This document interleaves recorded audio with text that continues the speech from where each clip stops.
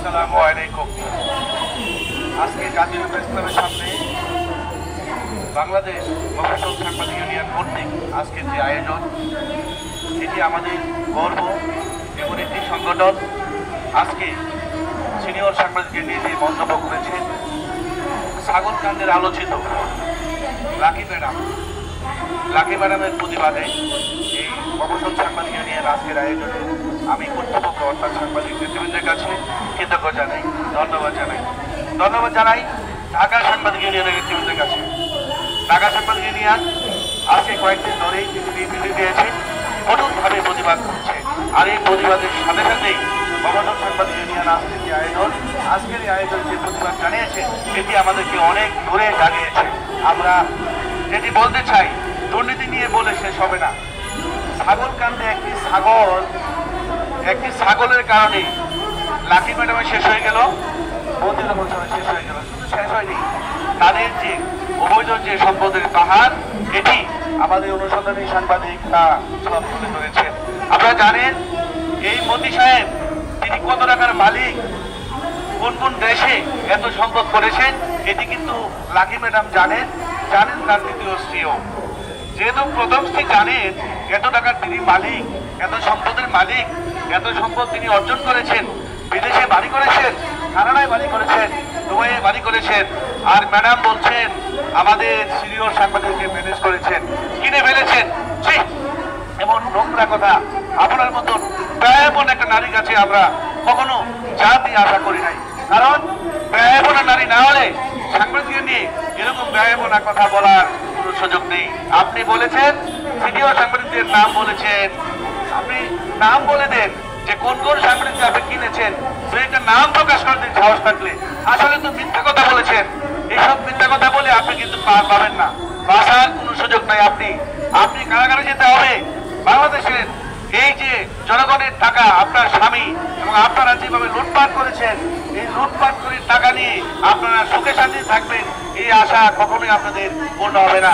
আমি বলতে চাই, সাংবাদিকদের নিয়ে যে আলোচনা করেছেন, যে বিরূপ মন্তব্য করেছেন, আপনি 7 দিনের মধ্যে যদি সেই বক্তব্য প্রত্যাহার না করেন, তাহলে মফস্বল সাংবাদিক ইউনিয়ন, বাংলাদেশ অনলাইন সাংবাদিক কল্যাণ ইউনিয়ন, সম্পাদক পরিষদ, ঢাকা সাংবাদিক ইউনিয়ন সহ সবাই কিন্তু বসে থাকবে না, সবাই কঠোর আন্দোলনে যাবে।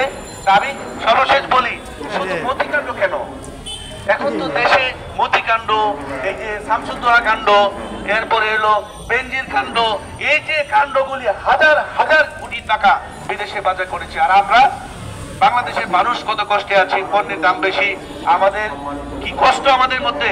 গণমাধ্যমের দেখেন একটি বিষয়, আমাদের যারা সম্পাদক রয়েছে, আমাদের কাগজের দাম বৃদ্ধি করেছে।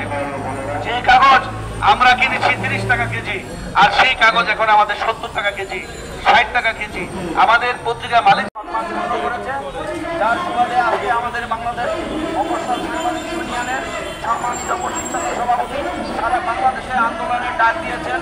আমরা কিন্তু আজকে অনেকেই বলেছেন যে আমরা বৃহত্তর আন্দোলনে যাব।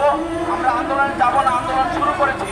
যতক্ষণ পর্যন্ত না এই লাকির বক্তব্য সে জাতির কাছে ক্ষমা না চায়, ততক্ষণ পর্যন্ত সরকার তার এই দুর্নীতির কোনো ব্যবস্থা না নেয়, ততক্ষণ পর্যন্ত বাংলাদেশ মফস্বল সাংবাদিক ইউনিয়ন সারা বাংলাদেশে একত্রতা ঘোষণা করে এবং সেই সাথে আমার প্রান্তীয় সাংবাদিক ভাইয়েরা আশা করি তাদের সাথে থাকবেন।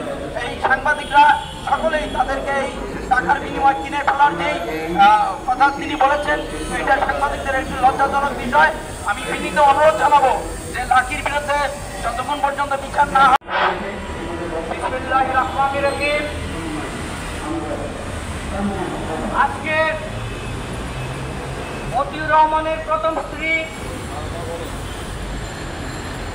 লাইলা কানিজ লাকি নরসিংদী রায়পুরা উপজেলার চেয়ারম্যান কর্তৃক সাংবাদিকদের নিয়ে যে কটূক্তি করেছেন, সেই কটূক্তির প্রতিবাদে বাংলাদেশ মফস্বল সাংবাদিক ইউনিয়নের পক্ষ থেকে মানববন্ধন ও প্রতিবাদ সমাবেশে সভাপতিত্ব করছেন আলহাজ সোহেল আহমেদ। সঞ্চালনায় আছেন সংগঠনের সাধারণ সম্পাদক শিবলি সাদিক খান সহ বিভিন্ন জেলা উপজেলা থেকে আগত কেন্দ্রীয় নেতৃবৃন্দ। সকলের প্রতি সালাম, আসসালামু আলাইকুম ওয়া রাহমাতুল্লাহি ওয়া বারাকাতুহু। আপনারা অবশ্যই শুনেছেন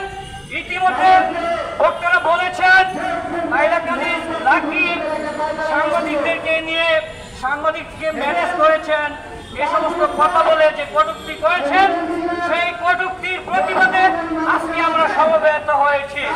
আজকের এই উপস্থিতি প্রমাণ করেছে যে তিনি যে কটূক্তি করেছেন, সাংবাদিকদের কিনে ফেলেছেন, একটা সাংবাদিকদের প্রতি তিনি কিনতে পারেন নাই। যে উপস্থিতি, আমি এই লাইলা কানিজ লাকি কটূক্তির বিরুদ্ধে তীব্র নিন্দা জ্ঞাপন করছি। সেই সাথে তাকে প্রকাশ্যে ক্ষমা চাইতে হবে, অন্যথায় সংগঠনের সভাপতি ঘোষণা দিয়েছেন যে আমরা বৃহৎ আন্দোলনের ডাক দিব। সেই সাথে সংশ্লিষ্ট প্রশাসনের দৃষ্টি আকর্ষণ করছি তার উপযুক্ত বিচার শাস্তি কায়েমের জন্য। সেই কথা রেখে আমি আমার সংক্ষিপ্ত আলোচনা শেষ করছি। ধন্যবাদ সবাইকে। বিনিময় কেনা যায়, আমি আপনাদেরকে বিনীত অনুরোধ জানাবো যে রায়পুরের লাকির খোঁজ খবর নিয়ে দেখেন যে তার রিসোর্ট সেন্টারে অনৈতিক পাঠ্যক্রম হয়, সেখানে জুয়া মদ সহ নানান ধরনের অপক্রম ওইখানেও হচ্ছে প্রতিনিয়ত। আমি সরকারকে বিনীত অনুরোধ জানাবো এই লাকিকে আইনের আওতায় এনে তার এই রিসোর্ট সেন্টার সহ সমস্ত সম্পত্তি বাজেয়াপ্ত করে যদি করতে পারেন তাহলে আরেকটি পদ্মা সেতুর মতো আমাদের আরেকটি বৃহত্তম পদ্মা সেতু হবে। আমি বিনীত অনুরোধ জানাবো সরকার বাহাদুরকে যে লাকিকে আইনের আওতায় এনে তার দুর্নীতি তদন্ত করে তার সম্পদ বাজেয়াপ্ত করুন। এবং আমার বক্তব্য শেষ করছি। আসসালামু আলাইকুম। আরো আন্দোলন হবে, একযোগে লাগাতার কর্মসূচি পালন করবে। আমি আরো জানাতে চাই, বাংলাদেশে বর্তমানে উচ্চতর কর্মকর্তা, সরকারি চাকরিজীবী থেকে শুরু করে প্রশাসনের লোক যারা রয়েছে, প্রত্যেকেই শেয়ার বাজারের সাথে যুক্ত, প্রত্যেকেই লাভবাজার এই ব্যবসা শেয়ার বাজারের সাথে যুক্ত। যাদের শেয়ার বাজার কখনো কোনো দেশের সরকারকে কোনো হিসেব দেন না, তাহলে আমাদের দেশের অর্থ শেয়ার বাজারে ঢুকছে, সেই অর্থ কিভাবে বাইরে হচ্ছে সেই অর্থের বিষয়ে কিন্তু এখনো পর্যন্ত সরকার জানে কিনা সেটা আমি জানি না। তবে আমি সরকারকে অবগত করতে চাই যে শেয়ার বাজারের অর্থ আমাদের দেশ থেকে শেয়ার বাজারে নিয়োগ করা হচ্ছে, সেই অর্থ বিদেশে তাদের ছেলে সন্তান এবং আত্মীয় স্বজনদেরকে বিদেশের ইনকাম দেখিয়ে প্রবাসী রেমিটেন্স হিসেবে বাংলাদেশে ঢুকিয়ে তারা কালো টাকাকে সাদা বানাচ্ছে। এখন আমরা যে লাকির সতীনের যে তার যে অর্থ দেখলাম প্রায় 41 কোটি টাকা, তার 42 কোটি টাকা তার অর্থ, অর্থাৎ তার বয়স মাত্র 31 বছর। সে ওখানে পড়ালেখা করে পড়েনি, তাহলে ওই দেশের যারা নাগরিক তাদেরও এত অর্থ আছে কিনা সেই বিষয়টাও আমাদের ভাবা উচিত। তো এইভাবে যদি আমাদের দেশের যারা রাজক কর্মকর্তা আছে এবং যারা বিভিন্ন দপ্তরে উচ্চতম পদে আছে, প্রত্যেকেই শেয়ার বাজারের সাথে যুক্ত, তারা সেটাকে কিভাবে কালো টাকাকে সাদা বানাচ্ছে সে বিষয়ে আমরা অবগত না। তারা দেখাচ্ছে স্বপ্ন কিনে, তারা দেখাচ্ছে তাদের আত্মীয় স্বজনের বিভিন্ন অ্যাকাউন্ট করে। আসলেই যে শুধু পরিবারের নামে বেনামে সম্পদ না নয়, বিভিন্ন সময় আমরা দেখেছি তাদের আত্মীয় স্বজনের নামেও সম্পদ রয়েছে। যদি আমরা খোঁজ নেই আসলে সম্পদটা কার, কিন্তু সম্পদটা আত্মীয় স্বজনের নামে।